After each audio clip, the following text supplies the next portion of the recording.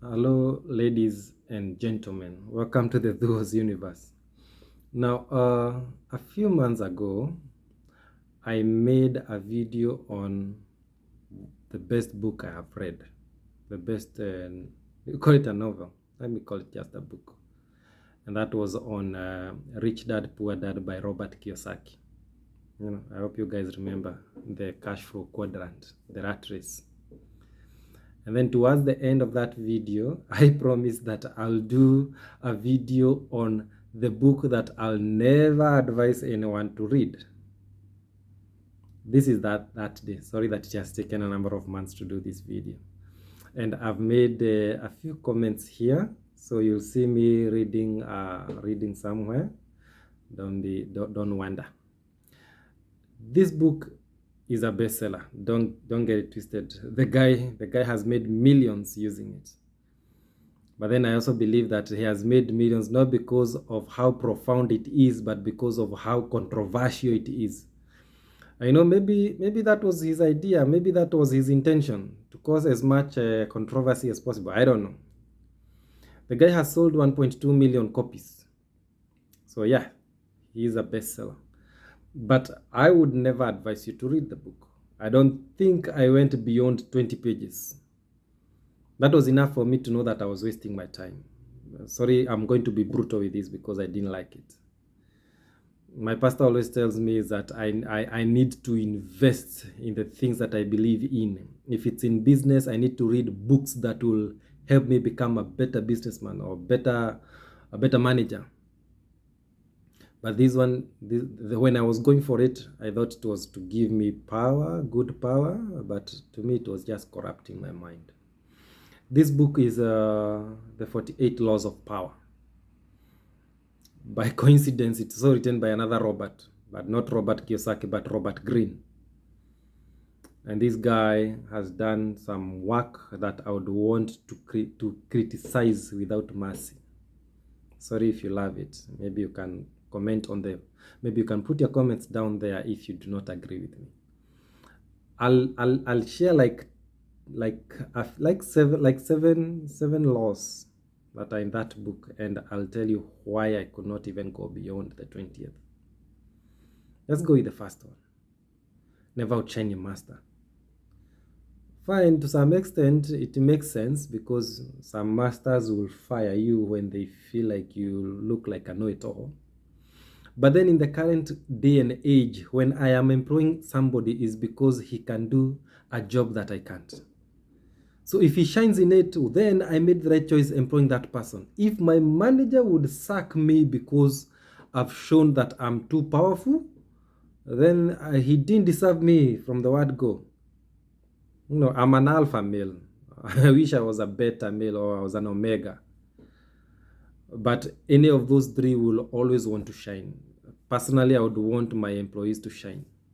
So by somebody advising me that I need to, let me use the right words, I don't want to talk of, I'm trying to avoid that word because my pastor would not love it. But I will never worship someone so that I can remain on a job. I'll do the job they give me. So even from the first law, I did not agree with that. I mean, the second one, never put too much trust in friends. Learn how to use enemies. Really? If I cannot trust my friends, then how can I call them my friends? Who are they? They are just acquaintances. They are not my friend. You call somebody your friend because you can trust them. They can take you out of a fix. When you're not around, you can leave them with your children. So if I cannot trust you with my ideas, why would I trust you with my kids? Why would I trust you with my family? Why? Doesn't make sense. Why would I use my enemies more than my friends? That does not even make sense. I mean, the third law talks of what? Conceal your intentions. Basically, don't tell people the things that you want to do. When people see you advancing in your life, don't tell them the actual ways that you are doing it. Conceal it, hide it, so that they cannot get where you are. Come on, that's selfish. You better not even tell them anything. If you cannot tell them the truth, then let them not know anything, instead of them starting to wander around doing the wrong things. And then law number 4 says, always say less than necessary. I mean, man, this thing just got to my head. I think I'm too emotional. Somebody tells me that I'm too emotional. But don't say more than necessary. Come on. I mean, law number 7, get others to do the work for you, but always take the credit. If the rest were not showing that these laws are selfish, then that one hits the nail on the head. Why should I take the credit? If I did not commit to it, then let the person who did the work take the credit. Come on. 48 laws of power. Which kind of power is this? I mean, law number 8, make other people come to you. Use bait if necessary. Maybe this guy writes this book in a very capitalistic mindset. The thinking of divide and rule. The authoritarian mindset. Maybe that's where all this is coming from. I don't know. I would wish to sit down with it, but then again, like I said from the start, maybe he wanted just to create that kind of controversy. I mean, law number 11, learn to keep people dependent on you. Man, this guy keeps going deeper and deeper. Robert, come on. Law number 14, pose as a friend, work as a spy. Pose as a friend. That's one of the most dangerous people to have around. The people who you think are your friends, but they are not. They just want to get something from you. That's the kind of guys that Robert Greene is advocating for. Let me share the last one. Never commit to anyone. Never commit to anyone. So if you go to a business deal, or if you're even in a relationship, don't commit, because you don't want to get burnt. I couldn't. My spirit was not able to read this book further, and I have never been this pissed by a book like this one.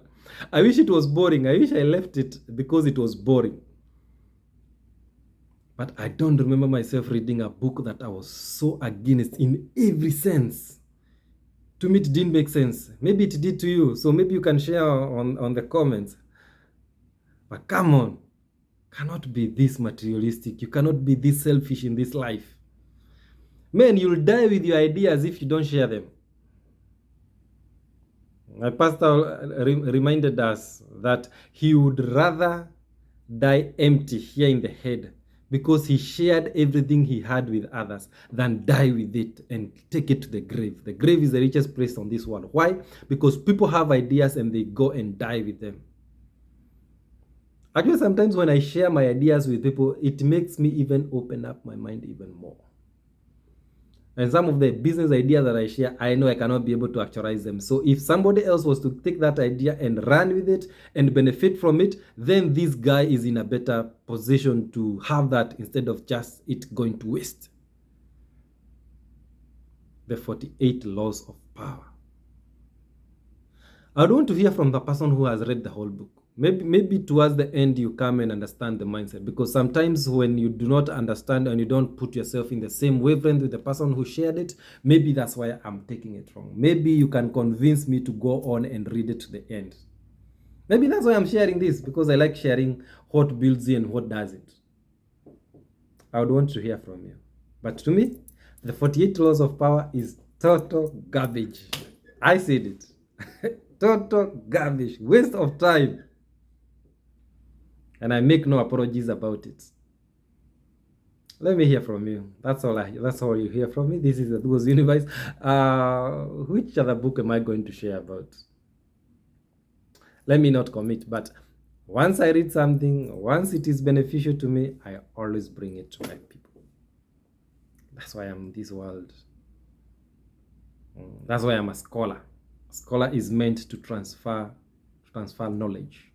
and the wisdom that God gives, freely gives. Why would I try to conceal it from others? Robert Greene? You're not my guy. Bye bye, guys.